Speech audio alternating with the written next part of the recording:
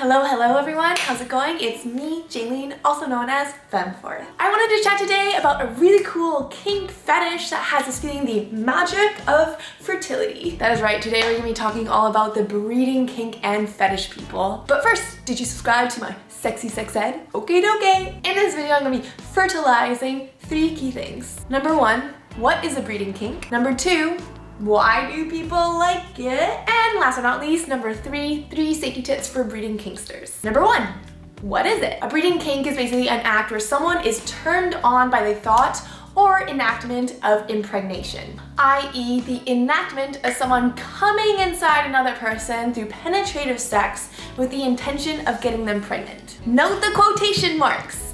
Just because this person is exploring this fetish and kink doesn't actually mean they want to get actually pregnant or actually have children while exploring this kink. I will also mention that people of all genders can play into this kink as well. If you are a trans femme, you can explore this fetish through penetrative anal sex. If you are the breeder partner, i.e. the person that comes inside the other person, but you don't actually own a penis, you can use specialized dildos that actually have almost a squirting feature coming out, so it actually will simulate you coming inside your partner. Squirt, squirt! As we can see, some people are very capable of playing into this kink without actually physically creating a wee little zygote in one's womb. It really is more so the idea of getting pregnant that really actually turns people on with this breeding kink. Fill me up, buttercup.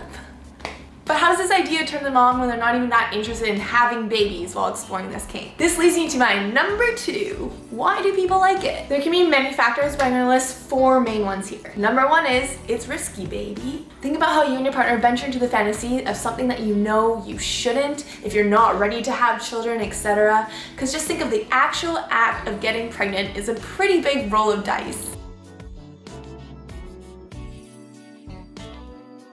Thus, in society, we have grown up to be taught to be very careful when it comes to impregnation. It's almost taboo to have a little bit of more risky sex with it. And so breeding kinksters can find the act of coming inside their partners a really hot thought. Some people are drawn towards the taboo. Who knew? Number 2, it's a power play. Breeding kink can be used very much within a kinky power dynamic as well. This is where the dom sometimes can use the act of impregnation to either punish or reward their sub, or it can be used as a consensual threat during a role play. Remember that power plays always have negotiations involved. It is not okay to start threatening your partner with impregnation if you have not discussed it before. It's gonna ruin the mood pretty quick. Third reason I have is it's a primal thing. Right. In some cases, we can also think of it as a breeder claiming their territory, kind of still like a power play dynamic, by leaving the mark of their cum in their sub.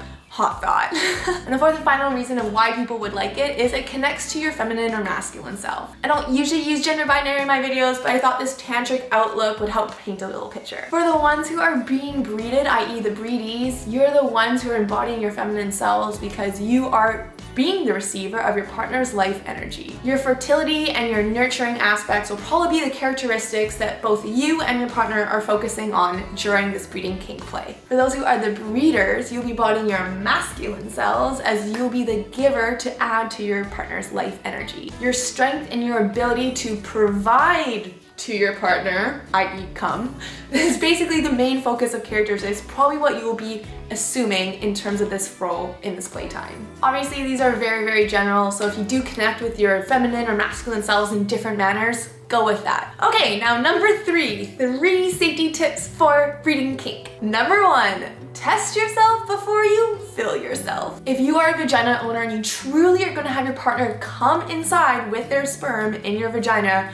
be sure that both of you have each gotten tested and there is some sort of form of birth control if you are not actually planning on wanting to have children. And even then, the risk of getting pregnant is 1 in 100 with the most effective forms of birth control. And if you do explore breeding kinks this way, be sure you have a complete trust and full trust in your partner that they will be there to support you in case an unwanted pregnancy does happen. Number 2, fake it till you make it. Like I said before, it's the idea of getting pregnant that's the most hot thought. You can role play the impregnation if you really want to. I'm gonna come in you and fill your room can be a huge game changer in terms of setting the play scene. Here's another couple of ways that you can fake it. For all partners who are fluid bonded, i.e. you do not use condoms, you can have them pull out before they come. Obviously still a little bit risky in terms of the pre-cum that does get involved in the sexy times. Just an FYI. You can also do anal sex and have your partner just come straight in there. And for the partners who are not fluid bonded, you can use a condom and come inside them pretending you have no barrier. Remember, use the dirty talk. Or you can use a squirting dildo. Alright, last but not least for the safety tips number 3, pre-negotiate before you play. Nothing is as worse as if you're busy fucking your partner and they're saying,